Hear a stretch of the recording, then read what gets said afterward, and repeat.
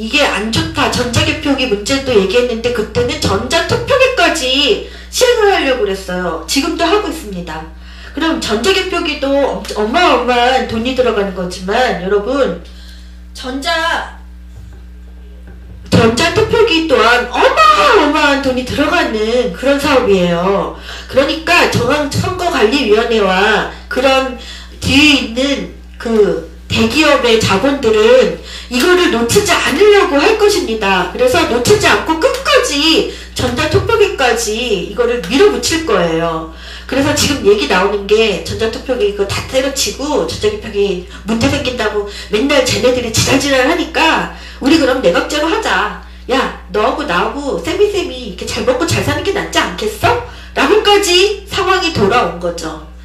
그래서 이렇게 밝혀냈기 때문에 이거를 전자투표기 예산이 삭감이 됐고요. 그런데 문제가 있다고 해서 죽은 법조항이라는 거죠. 제가 말씀드리고 싶은 건 여기 보면 아까 178조 수개표의 원칙에 공표전엔 보도할 수 없다. 이거 굉장히 중요하니까 여러분 알아두셔야 되고요. 이 전자에 의한 전산 조직을 써야 될 때는 이 법조항을 적용을 해야 되는데 얘는 투표 개표를 한꺼번에 다 할 수 있는 법조항입니다. 그런데 우리나라는 지금 이거를 사용하지 않고 있습니다. 근데 대법원에서 근거로 들어서 이 전자개표기를 투표불리기 기계라고 써주게 한 게 이 법조항이라는 거죠. 그럼 여러분 한번 제 얘기를 한번 들어보세요. 이게 공직선거법이긴 하지만 이게 전산조직이라서 전산조직이 다 들어가는 게 아니고 여기는 투표 개표에 관한 거예요. 그래서 전자투표기를 쓸 때 이 조항을 집어넣어야지만 쓸 수 있는 것인데 조작이 가능하니까 2008년도에 국회에서 그거를 예산도 삭감을 했고 그래서 전자투표기 못하는 거예요 지금. 그런데 지금 쓰려고 하고 있는 거고 전자개표기는 기계라고 쓰는 것이고요. 그리고 또 하나의 법조항을 들여서 이 얘기를 합니다. 부정선거 백서 가처분에도 이 얘기가 또 나와요. 무슨 얘기가 또 나왔냐면 이 전자투표기를 쓸 수 있는 법조항과 더불어서 이 공직선거법이 아닌 공직선거관리규칙이라고 해서 99조 3항이 있습니다. 99조 3항이 뭐냐면 개표의 진행이에요. 그런데 여기에는 투표를 유무효별 투표자별로 구분하거나 계산에 필요한 기계장치 또는 전산조직을 이용할 수 있다 라고 되어 있습니다. 공직선거관리 규칙으로 공직선거법 위법을 하는 거예요. 문제는 뭐냐면 우리 법의 사법에서는요 상위법, 하위법이라는 것이 있습니다. 헌법이 더 중요한지 밑에 있는 형사법, 민사법이 더 중요합니까? 아니죠. 똑같은 거예요. 공직선거법의 178조가 개표를 공표 전에는 할 수 없다. 이걸 따라야 되는 거고요. 그리고 부칙 5조가 있기 때문에 전산을 제어를 하고 그래서 부칙 5조를 만들어 놓은 거거든요. 그래서 2008년도 국회에서도 부칙 5조 얘기가 나옵니다.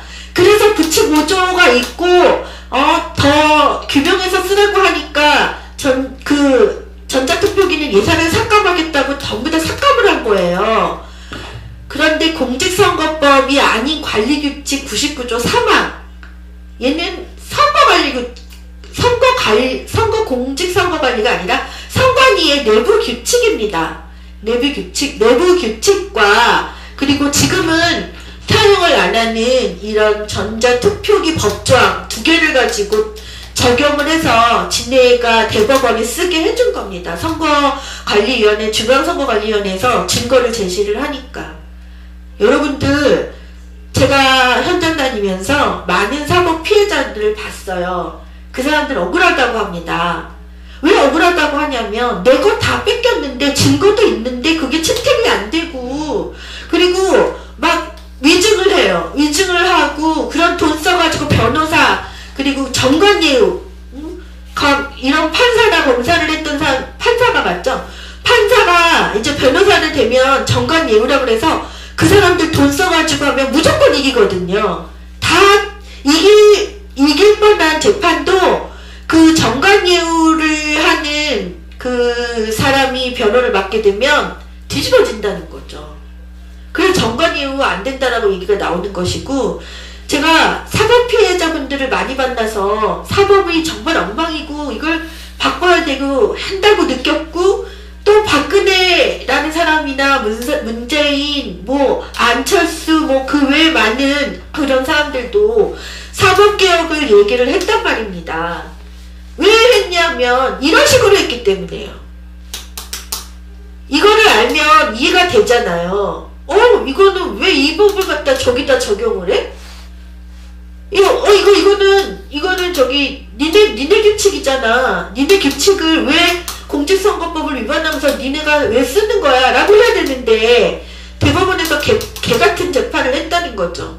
그래서 지금 기계라고 우기고 있는 것이고요. 그리고 이 얘기가 들어가 있는데 부정선거 백사 가처분은 그래서 뭐 어쩌고 저쩌고 걔네는 얘기하는 것입니다. 그래서 우리가 그걸 뒤집는 게, 이거를 뒤집지 않는 이상은 힘들어요. 그리고 이번에는 18대는 공표 전에 개표방송 나간 거 완전히 잡혔고요.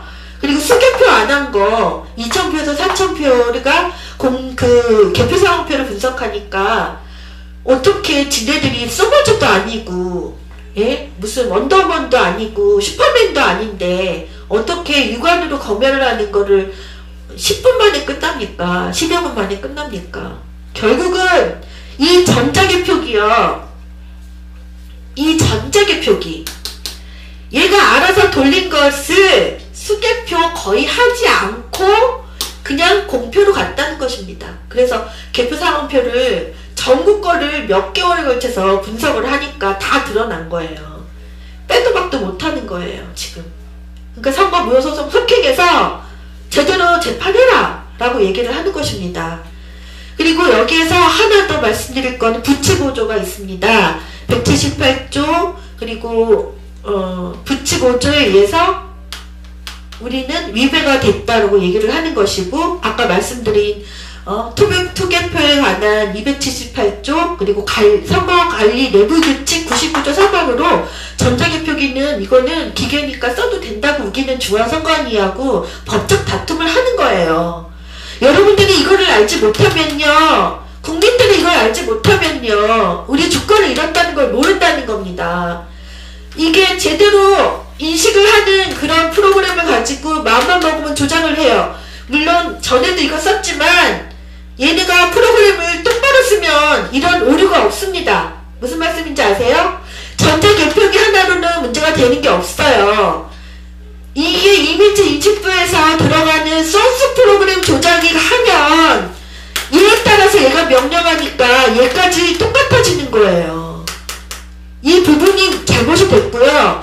여기서 한 게 그대로 수개표 무시하고 공표되고 이랬기 때문에 이 자체 선거 절차가 말이 안 되고 위법이다라고 얘기를 하는 것이고요. 이번에는 여기 공표 전에 개표방송 나갔고 수개표 분석하니까 2,000표에서 4,000표가 거의 전국적으로 12시를 전후에서는 전부 다 그냥 바구니채로 들고 갔다는 곳도 있습니다. 2분 만에 끝내버렸어요. 2분이면 그 여기에서 나온 그런 100몇씩 된 표를 그대로 갖고 저기 수개표하지도 않고 저기 공표하는 위원석으로 가져갔다는 얘기입니다. 2분이면 여기서 다다다다 걸어서 저쪽으로 간 거예요. 그 절차가 완전히 무시가 돼버린 겁니다. 말이 안 되는 그런 선거를 해서 우리가 멘붕 왔던 겁니다. 실체는 이거였습니다. 그래서 마지막으로 부치고조에 대한 그런 얘기를 해드리도록 하겠습니다. 부치고조 어디 갔니? 예, 여기 있습니다. 이거를 또 작년에 부치고조 위반입니다 라고 했더니 소위 난다 긴다 자기가 뭐 이게 아니다라고 죽을똥살똥 반대를 했던 사람들은 지금 생각해봐도 웃겨 죽겠어요. 쟤들은 국민의 입장을 대변을 하는 사람입니까? 아니면 중앙선관위나 이런 쟤네들이 말하는 거를 따르는 사람들입니까? 아니 트위터에서 부채고조 위반이라는데 거기에 대해서 딴지보는 사람들이 굉장히 많았다니까요. 부채고조를 얘기를 해드리면 전산조직에 의한 개표입니다. 여기 보면 보궐선거 등 이렇게 나왔습니다. 이거를 한번 얘기를 해드릴게요. 나 웃겨 죽겠어요. 저도 이걸 잘 몰라서 그 당시에는 말을 못했는데 보궐선거 등이니까 보궐선거 등에는 대선도 들어가고 총선도 들어가고 모두 다 들어간다는 얘기를 하는 거예요. 어떤 띨빵한 트위터에 있는 그런 트위터의 이안이 그랬습니다. 진짜 아시죠?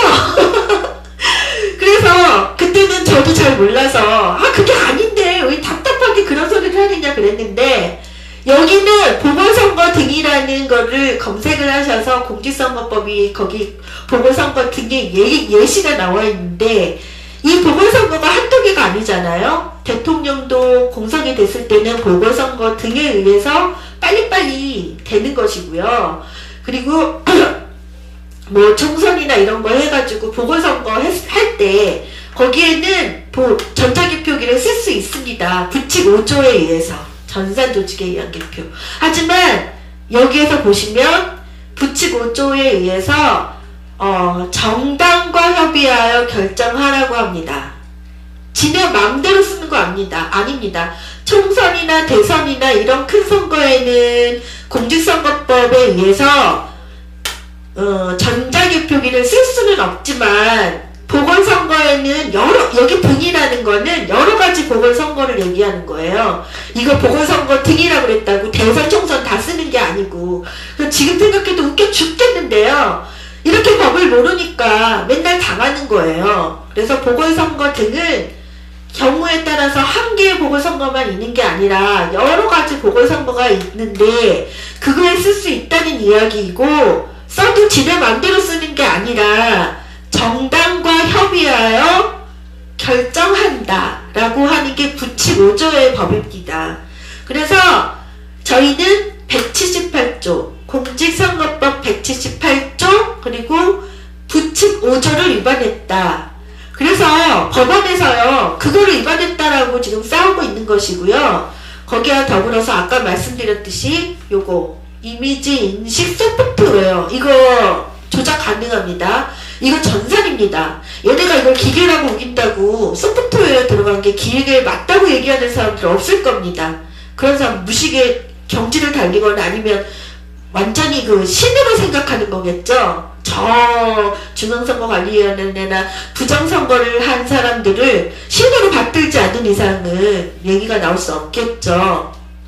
이미지 인식 소프트웨어가 들어간 요 조작 가능한 전자개표기가 문제가 아닙니다. 이미지 인식 소프트웨어 이거 조작 가능하기 때문에 쓰면 안 된다 라고 소속이 들어간 것이고요. 이게 포인트입니다. 그리고 여기 조작 가능하니까 여기서 혼표 나오면 안 된다. 미분류 오차는 0. 몇 프로죠? 0.3%인가요? 5%인가요? 네? 0.3%, 이 미분류 오차가 0.3%인가 5%인가요? 3.3%. 3.3%? 예. 그 수치를 넘으면 미분류 오차도 인정을 안 한다고 되어 있습니다. 그런데 그거 다 깡그리 무시된다는 것이고요. 그래서 이렇게 얘네가 이 보조수단, 얘가 보조예요. 얘가 주수단이 아니에요. 보조수단이라는 거는 공문서에 나와 있는 것입니다. 보조수단을 공문서를 또 보여드려야 되겠지? 예. 열내다가 또 얘기하면은 다 몰라요. 여기 보시면 여기에요. 투표지 분류기는 수작업 개표를 보조하는 장치이고 라고 나와 있습니다.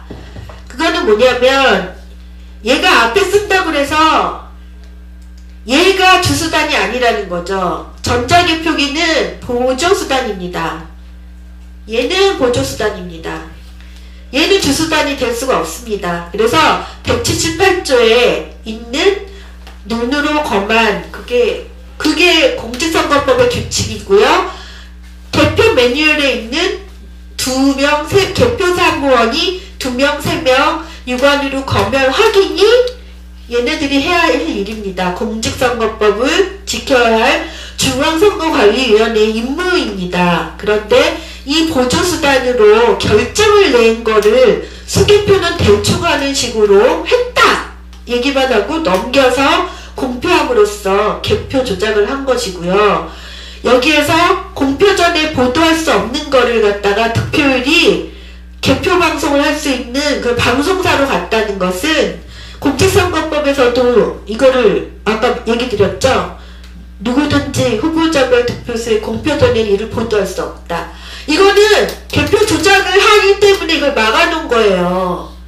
이 조항을 하면 법 위법이고 개표 조작을 한다는 얘기예요. 득표율을 가지고 미리 먼저 줬다는 거예요. 그러면 공직선거법에도 그걸 인정을 해준다고 하면 할 말이 없죠. 제가 이렇게 열려면서 얘기를 할 필요가 없습니다. 하지만 공표 전에는 보도할 수 없다라고 엄연히 공직선거법에 있습니다. 178조 3항. 이렇기 때문에 이거는 왜 막아놨냐는 거죠. 공직선거법 만들 때 미리 득표율을 조작할 수 있으니까 이거 다 공표하기 전에는 보도할 수 없다라고 막아놓은 거잖아요. 그런데 얘네는 공표를 했다고요. 요번에. 이 전자개표기 문제도 보조수단을 주수단으로 만들어서 수개표 죽여놓고 다이렉트로 공표하게 만드는 이 제도 있지만 공표 전에 보도를 하지 말라고 하는 그런 공직선거법조차도 다 어겼다는 것입니다. 그러니까 요번에 아까 열심히 말씀드렸던 국가기관이 대선 개입한 거 공직선거법 85조 86조 그리고 60 몇 조지? 60조 60 아유 이거 저도 이렇게 다 몰라요. 봐야지만 알아요. 60조 85조 86조 60조 아이고 찾으려고 또 저 밑에까지 내려가야 되네. 하여튼간에 그렇게 공직선거법 60조, 85조, 86조 위법을 했고 여기 아까 말씀드렸듯이 요거 개표 조작에는 이 보조수단인 전자개표기 중앙선거관위원회는 공직선거법 278조 그리고 그게 죽은 조항이라고 말씀드렸죠. 전자투표기를 쓰려고 하다가 2008년도 국회에서 이경목 교수님이 전자개표기 이거 조작 가능하다. 이 이미지 소스 이거 이미지 인식 소프트웨어 이 부분에 소스 프로그램을 가지고 보여주니까 한나라당의 애들이 이거 쓰면 안 되겠다 라고 전자투표기 없애버린 거예요. 예산을. 그러면 지네들도 알고 있다는 거거든요. 그랬는데 요번에는 이걸로도 모자라가지고 공표 전에 개표방송 나가는 거 그래서 하루 전에 12월 18일날 득표율이 선관위 홈페이지에 올라갔다고 선관위를 찾아서 해명하라고 그랬고 걔네는 아무런 해명을 하지 못했습니다. 나중에 미션님의 말에 의하면 무슨 엑셀이 어쩌고 저쩌고 그런 얘기를 했다는데 그런 얘기 나올 수밖에 없다고 예상은 했었다고 하시더라고요. 그렇게 공직선거법 다 위반을 했고요. 새누리 유사사무소 그것도 공직선거법 위반입니다. 그러면 어느 누구라도 기본적으로 공직선거법을 위반했습니다 라고 이야기를 하면 그러면 안 되는 거 아니야? 국민들이 법을 위반했으면 그거 처벌받게 해야 되는 거 아니야? 라고 기본적으로 나와야 되는 게 맞는데 어떻게 된 나라는 공직선거법을 위반했다고 해도 저들은 이랬을 거 아니야? 우리가 어떻게 하겠어? 한번 부정선거를 규명을 못하니까요. 제가 강남을도 방송을 했지 않습니까? 강남을도 묻고요. 그 전에 또 디도스 그리고 무슨 여러가지 부정선거들이 계속 있어 왔어요. 그래서 제가 조금 있으면 부정선거의 역사에 대해서 조금 더 정리를 해서 말씀을 드릴 건데 3.15 부정선거를 지나서 그 4.19 혁명이 일어났고 그리고 그 군사 정권이죠. 독재 정권 박정희 전두환 지나서 사람들이 60 항쟁을 했지 않습니까? 이거 주권을 우리한테 달라고. 그리고 그래서 선거가 다시 또 확립이 돼서 그래서 이제 투표가 우리한테 온 것이랑 다름없어요. 그 전에는 또 우리의 주권은 다 죽은 거예요. 그러니까 우리 주권이 살아난 지는 얼마 안 돼요. 대한민국 근현대사에서 우리 주권을 지킨 거는 정말 몇 년 안 되는 거예요. 그래서 그렇게 부정선거 때문에 3.15 부정선거 4.19 일어나고 그래서 독재 정권 지나서 이제 우리의 투표권 달라. 우리한테 우리가 결정을 하겠다. 그래가지고 대통령 선거 한 게 노무현, 노태우가 당선된 87년도 투표란 말입니다. 그래서 그때, 구로부정 선거, 그 박스가 미리부터 가는 그걸 막기 위해서 그걸 깔고 앉았잖아요. 사람들이 깔고 앉았잖아요. 이게 투표를 하고 있는데 투표함이 돌아다니는 게 말이 됩니까? 말이 안 되잖아요. 강남발도 똑같아요. 뭐 중간에 사라졌네 안 사라졌네 그런 말들이 있었는데 그거는 왜 말이 나왔냐면 투표함이 자물쇠가 제대로 잠가지지 않았고 봉인도 안 되고 찢어지고 찌그러지고 그런 투표함들이 55개 중에 20개가 넘어요. 거의 반이 그렇게 왔다는 건데 그럼 중앙선관위가 책임을 져야 합니까? 안 져야 합니까? 그냥 그런 것들을 묻고 가니까 이 대선에서는 정말 다이렉트로 무슨 종합세트가 된 겁니다. 국가기관들은 너나 없이 대선 개입하지를 않나. 정말 그 트위터나 이제 트위터가 특히 더 심했는데 트위터에 보면 똑같은 글들이 한꺼번에 막 분명히 아이디는 달라요. 아이디는 다른데 정말 이상했어요. 저도 그게 붓이라고 하더라고요. 그래가지고 네, 이게 돌리는 무슨 붓이라던데 아이디는 다른데 똑같은 내용의 글이 쭈르르 어느 순간에 막 뜨는 거예요. 그래서 왜 똑같은 글이 이렇게 쭈르르 뜨지? 라고 이상하게 생각을 했는데 그것도 국회 청문회에서 드러났지 않습니까? 국방부, 보훈처, 국정원. 그러면 공직선거법 위반했으니까 누군가는 책임을 져야 되고 그래서 18대 대선에 그 당선 수혜자인 박근혜는 처음에는 사퇴하라라고 할 수밖에 없었겠죠. 하지만 지금은 사퇴하라가 아닙니다. 사과하라가 아닙니다. 사과만 해서 어떻게 되겠어요? 사퇴가 맞는 거죠. 다음에 어느 누가 마음만 먹으면 아까 보여드렸던 이미지 인식 소프트웨어 요 소스 프로그램 가지고 조작을 하면 얼마든지 가능하고요. 미리 득표율을 조작을 해놓고 있다가 중앙선관위에 누군지는 모르겠으나 그 사람들 몇 명만 휘두르면 이 전산 쪽에 그 사람들만 포섭을 하면 끝나버리는 거예요. 아주 정당하다고 이야기합니다. 그 전산하는 몇 명만 포섭을 해도요. 이건 끝나는 얘기예요. 밑에 있는 중앙선관위의 모든 직원들이 이걸 알 수는 없습니다. 꼭 알면은 내부고발자가 몇 명이 더 나올 텐데 그걸 알려주겠어요.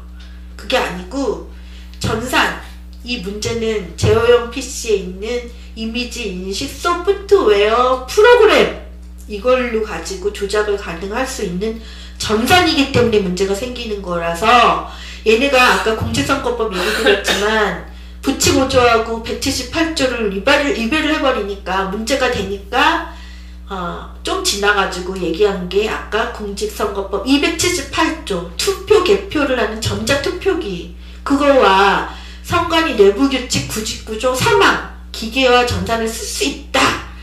내부규칙을 가지고 원래는 부칙5조에 따른 내부규칙을 써야 돼요. 쓴다고 하면 부칙5조가 있기 때문에 그래서 내부규칙도 부칙5조에 따른 관리규칙을 따로 제정을 하고 써야 되는 게 맞아요.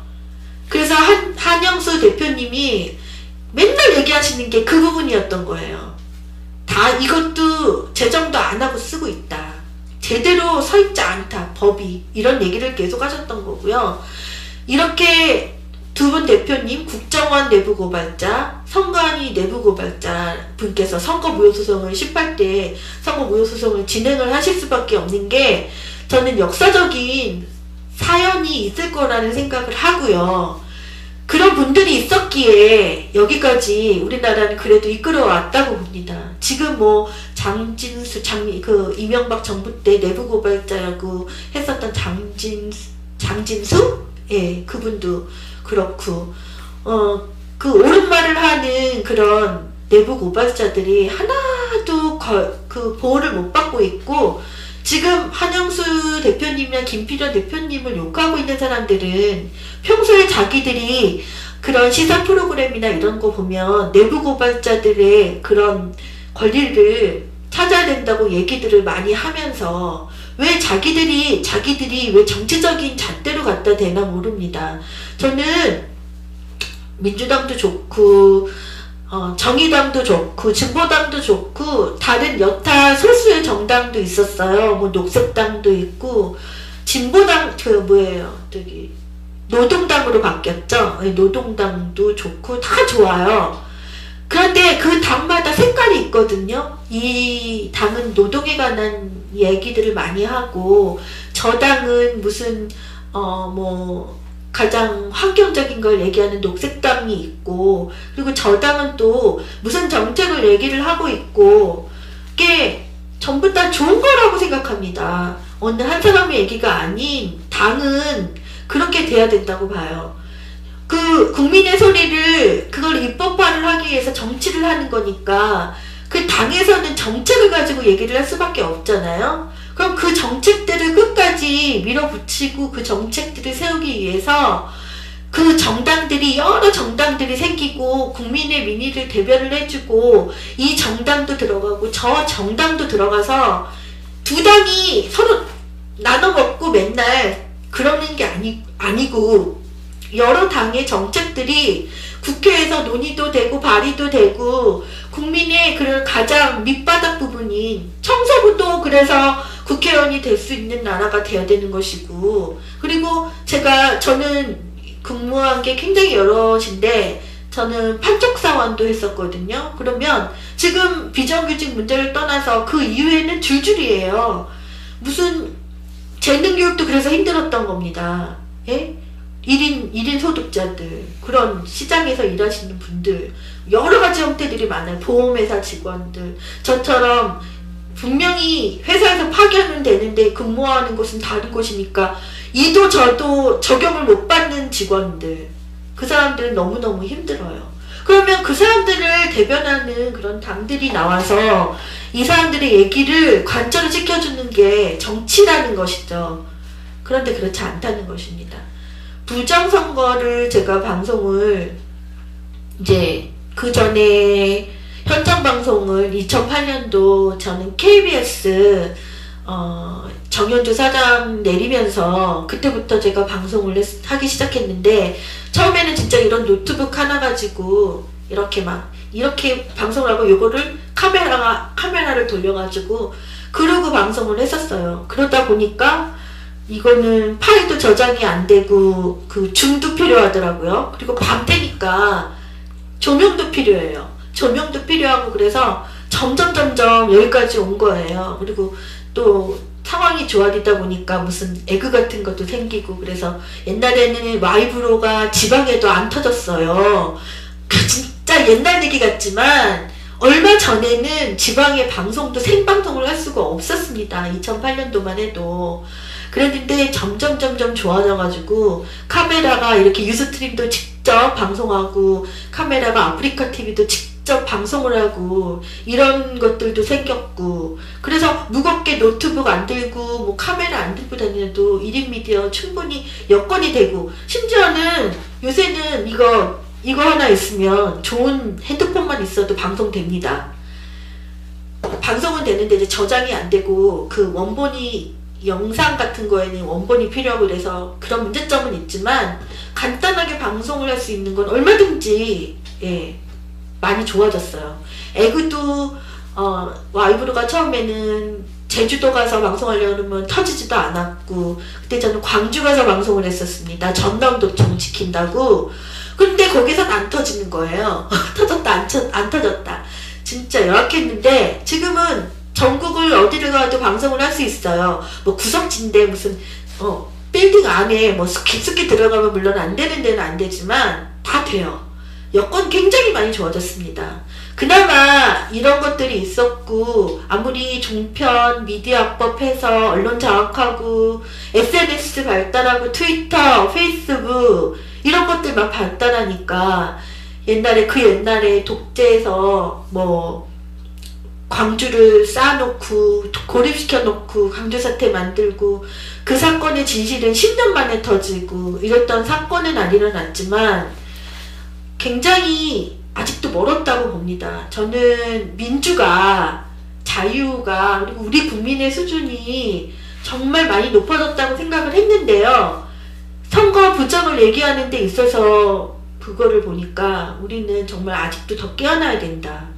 뭐 동방의 타고르가 동방의 동방에서 가장 빛나는 나라는 대한민국 우리나라라고 예언을 했는데 정말 그러기 위해서는 우리가 어떻게 해야 할 것인가 라고 많은 생각을 해야 될 것 같습니다. 아까 처음에 민중의 노래를 너는 듣고 있는가 라고 제가 노래를 잠깐 들려드렸죠. 레미제라블이 장발장이라는 그 사람이 빵을 훔쳐서 자기 딴에는 너무 먹고 사는 게 생존권이 달린 문제이기 때문에 어쩔 수 없었겠죠. 그렇지만 법은 법이라서 장발장이 그렇게 감옥에 갇히고 그런 내용이 나오는데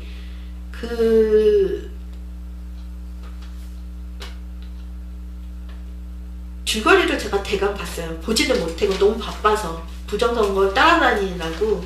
근데 이제 노래를 들으면서 제가 막 여러 가지를 줄거리 같은 거를 찾아봤습니다. 청년 장발장은 빵을 훔친 죄로 19년을 감옥 생활을 하고 가석방 된다. 그러나 그때나 이때나 여전히 똑같은 거는 전과자라는 이미지로 배척과 멸시를 받는다. 그는 주교의 사랑으로 새 사람이 되고 나중에는 시장으로 출마하게 되어서 어려운 사람들에게 따뜻함을 전해주고 시민들의 존경을 받는다. 이제 결론은 그건데 그 19년의 감옥 생활을 하고 가석방 될 때 그거를 얘기를 들어보면 그 영화를 보면 나오는 인물들이 있죠. 예. 딸의 양육비를 벌기 위해 거리에서 몸을 파는 여인인 판틴이 나오고요. 나중에 그 딸이 나옵니다. 그 딸과 또 마리우스라고 해서 혁명운동을 하는 그 청년이 또 나옵니다. 그래서 장발장은 그 몸을 파는 여인인 판틴을 돌보다가 법과 제도를 맹신하는 자베르 경감에게 쫓기는 신세가 되고 맙니다.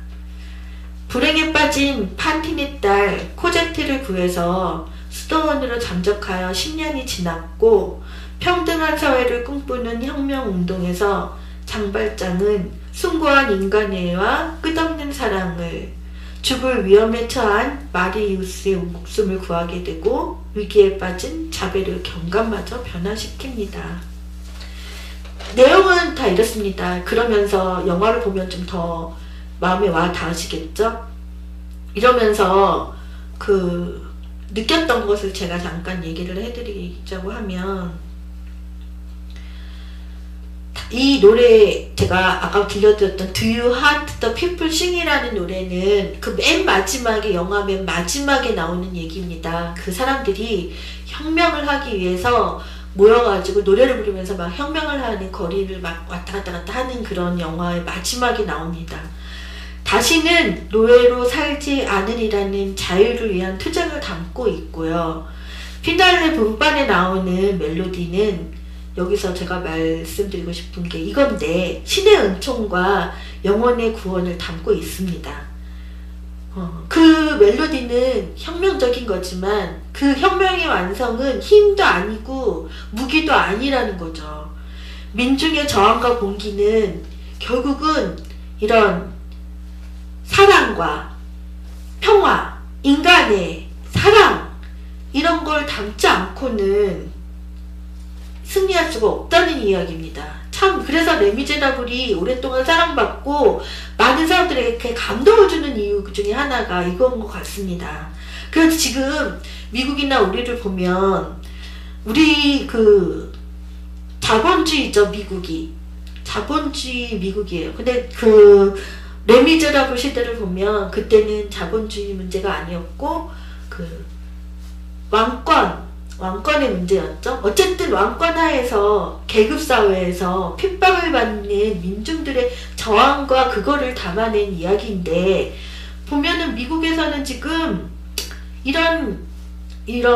그 국민의 목소리를 저항을 한다든지 봉기를 한다는 것은 그쪽에서는 하지 않고 있는데 아마 그 광장에서 굉장히 오래 그런 투쟁을 했었던 적이 한 번 있었습니다. 그게 그 잘 사는 그 1%의 그 마을 쪽을 바라보면서 그 광장에서 많은 사람들이 거기서 막 한 거를 하다가 집회도 하고 마음대로 그 표현을 하다가 나중에는 끌려 나왔죠. 마지막엔 끌려 나왔는데 지금 현재 미국에서는 이런 노동운동은 전혀 존재하지 않습니다. 그 얘기는 거기는 자본주의 사상이고 자본주의로 다 똘똘 뭉쳐서 아예 돈이 있는 사람 다 돈으로밖에 못한다는 거예요. 그래서 우리가 그 이명박 정권 때 신자유주의를 얘기를 했던 겁니다. 우리가 그걸 그대로 답습을 해서 신자유주의를 갖고 온 거죠. 그래서 우리도 지금 노동정책을 보면 자본을 위한 노동정책이지 얼마 전에 쌍용차 분들이 어저께인가 펑펑 울었다고 하시죠. 예, 쌍용자동차 분들 펑펑 우시면서 이 5분을 위해서 재판 5분을 위해서 이 쌍용차 노동자들이 승리를 하셨잖아요. 판결을. 그거를 위해서 지금 5년을 싸우신 겁니다. 그 눈물을 펑펑 흘리셨는데 여기 미국에서는 노동운동은 존재하지 않습니다. 미국은 소비자 운동이 활발합니다. 근데 우리나라는 소비자 운동도 없고 소비자 활동하려고 그러면 벌써 얹어져 있잖아요. 언론 소비자 쪽에서 조중동 폐간 운동한다고 전화 돌리다가 소비자 운동도 못하게 만들고 그러지 않습니까? 그것도 안 돼요. 노동운동도 안 돼요. 노동운동 하려고 그러면 해고해버리고, 예? 벌금 때려버리고. 그거는 사법부에서는 그거를 도와주고 있고. 사법부에서 부당해고가 아니다라고만 해줘도 노동운동은 끝납니다. 할 필요도 없어요, 사실. 법에서 노동자 부당해고다. 그러니까 너네는 부당해고 하지 말라. 이렇게 해주면 끝나는 거예요. 안 그래요? 근데 그거 안 해주잖아요. 그러니까 노동운동 계속 하는 거죠. 이거는 해고가 사람을 죽이는 거다 하면서. 저는 누누이 얘기하지만 제가 선거무효 소송하면서도 사법이 개판이니까 나라가 엉망이에요. 또 김용판 무죄도 또 얘기 나와야 되네. 열받게시. 김용판 무죄가 말이 됩니까? 그런 사법부. 그리고 지금 또 하나의 가족도 개봉을 했죠. 네, 또 하나의 가족도 개봉을 했는데 그 사명관도 천안함 프로젝트처럼 다 축소를 시키고 있다고 합니다. 물론 그 와중에 변호인 같은 경우는 그럼에도 불구하고 많은 사람들이 봐줬습니다. 그러면 할 수 없어요. 우리도 변호인 보듯이 또 하나의 가족 봐야 되고요. 부러진 화살도 성공했습니다. 도가니도 성공했어요. 천안함 프로젝트는 유일하게 이 정권에서도 박근혜도 걸리는 게 맞나 봐요. 그래서 천안함 프로젝트는 아예 공개를 해버리셨죠. 상영관 못 잡고 못하게 하고 하니까 아예 나중에는 공개를 해버리셨지 않습니까? 이렇게 많이 보는 이유가 뭘까요? 영화를 지금 뭐 채팅창에는 뭐 올라온 거 없나요? 네? 별거 없어요. 그냥 그러면은 이런 영화들이 성공을 하고 많은 사람들한테 공감을 받아들이는 이유 중에 하나가 이 사회가 그만큼 목말라하고 있다는 것입니다. 부당한 것과 불의와 이런 것들을 보고서 표현을 못할 뿐이라는 거예요. 그거를 만들어줄 사회가 아니라는 거예요. 근데 영화로서 그것을 하니까 공감을 하고 그걸 느끼고 거기에 표현을 하는 거예요.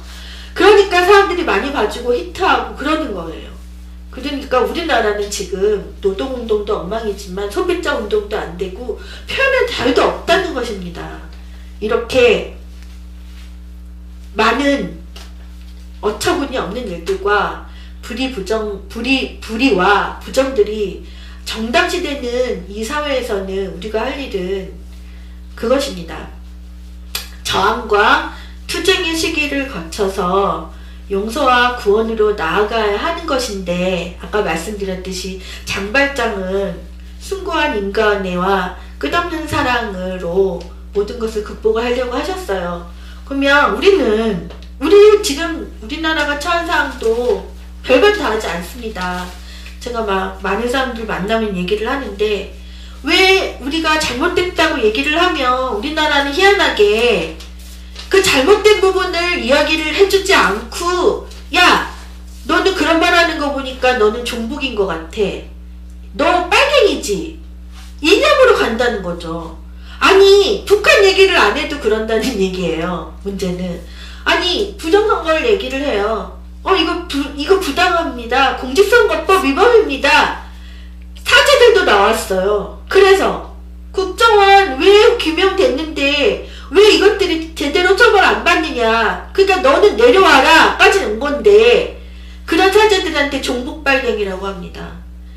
그 사랑과 은총으로 감싸주려고 하는 거잖아요. 평화를 얘기하시는 거잖아요.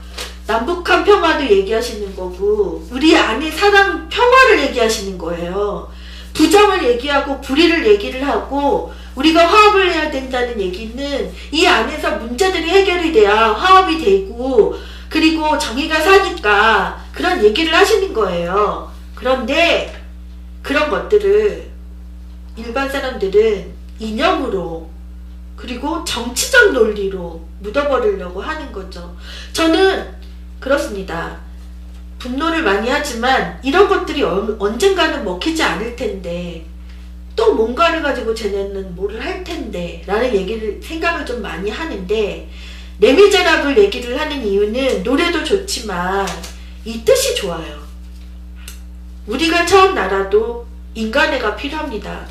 사랑이 필요하고 구원이 필요하고 기도도 필요하고, 저 사람이 왜 저럴까? 저 사람이 하는 이 말은 무슨 이유가 있을 텐데, 최소한 이 정도는 돼야 된다는 거죠. 너 그런 말 하면 넌 바보야. 너 그렇게 안 해도 돼. 네가 뭐 죽으려고 나가서 그래? 야, 그냥 너만 잘 먹고 잘 살아. 너 꼬우면 네가 올라가. 이런 얘기를 하잖아요. 그거는 이 사람한테 멸시와 모욕을 주는 것인데, 그러면 안 된다는 거죠. 저 사람이 저렇게 하는 데에는 무슨 이유가 있겠다. 그거를 뭔지? 그러면서 생각을 한번 해보면 답이 나온다는 거죠. 내가 모든 사람들이 다 나가서 투쟁하고 소리 지르고 이럴 수는 없습니다. 어떤 사람들은 성격상 그렇게 못할 수도 있고, 어떤 사람들은 그것이 정말 여건이 안 돼서 못할 수도 있습니다. 그러면 그런 사람들한테 힘을 주는 게 맞아요. 그 사람들은 자기의 시간과 돈과 모든 걸 다 포기를 하고 하는 거거든요. 그러면 그 사람들을 믿어주고, 그 사람들을 불쌍하게 생각해주고 사랑해주고 그러면 되는 것입니다. 장발장이 레미제라블의 그 정신은 그거예요. 우리가 처한 나라도 사랑이 필요하고 평화가 필요한데, 저항과 투쟁의 시기를 거쳐서 우리가 용서되고 서로 화합하고 그런 구원이 될 수 있는 길로 나아가는 것은, 우리들이 아까 말했던 것처럼 너 꼬우면 네가 올라가서 다 해버려, 이게 아니고, 우리가 뭔가를 알지 못하는 거에서 아는 걸로 가야 된다는 거죠. 무지에서 뭔가를 탈피를 해서 뭔가를 할 수 있는 그런 사람들이 돼야 된다는 것입니다. 그래서 오늘 여기에서 선거TV 방송은 너무 길게 했죠? 마치도록 하고요. 음악 한 번 더 듣겠습니다. 그 레미제라블 아까 말씀드렸던 레미제라블이에요.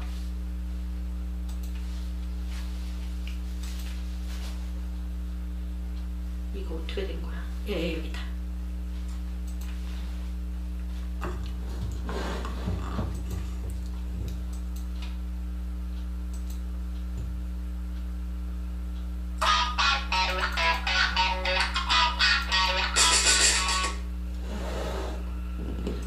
이게 준비가 되면 좋은데.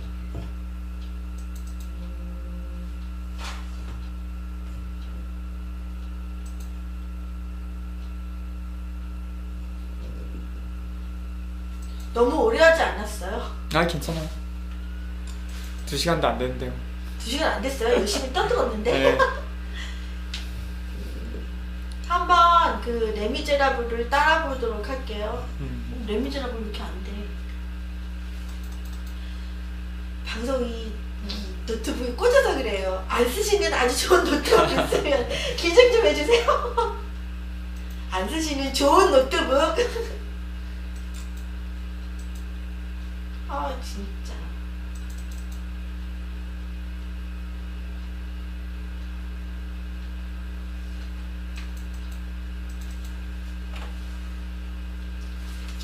너는 듣고 있는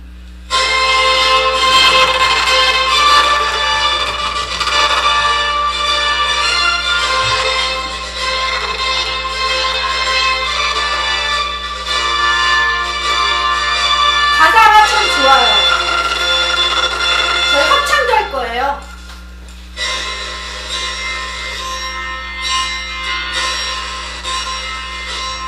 너는 듣고 있는가 분노한 민중의 노래 다시는 노예처럼 살 수 없다 외치는 소리 심장 박동 요동쳐 북소리 떼어 울릴 때 내일이 열려 밝은 아침이 오리라 모두 함께 싸우자 누가 나와 함께하나 선 넘어 장벽 지나서 오래 누릴 세상 자 우리가 싸우자 자유가 기다린다 너는 듣고 있는가 분노한 민중의 노래 다시는 노예처럼 살 수 없다 외치는 소리 심장 박동 요동쳐 목소리 되어 울릴 때 내일이 열려 밝은 아침이 오리라 너의 생명 바쳐서 깃발 세워 전진하라 살아도 죽었어도 앞을 향해 전진하라 저승도의 피로써 조국을 물들이라 너는 듣고 있는가 분노한 민중의 노래 다시는 노예처럼 살 수 없다 외치는 소리 심장 박동 요동쳐 북소리 되어 울릴 때 내일이 열려 밝은 아침이 오리라